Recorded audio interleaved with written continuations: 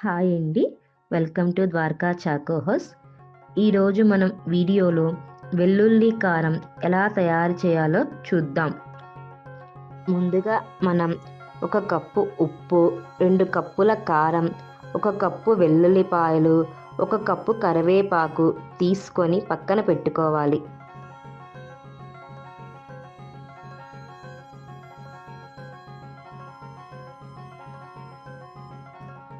ముందుగా మనం mixie jar తీసుకొని కళ్ళుప్పు వేసుకొని మెత్తగా చేసుకోవాలి.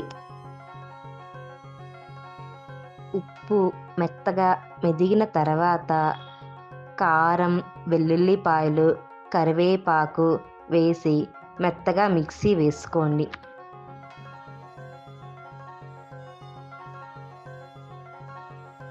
ఈ వెల్లుల్లి కారాన్ని ఫ్రైస్లోకి, స్నాక్స్లోకి వాడుకోవచ్చు.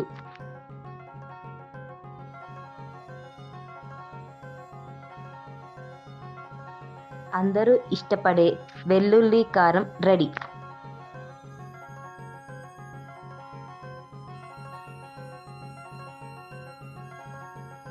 Thanks for watching. Please subscribe my channel.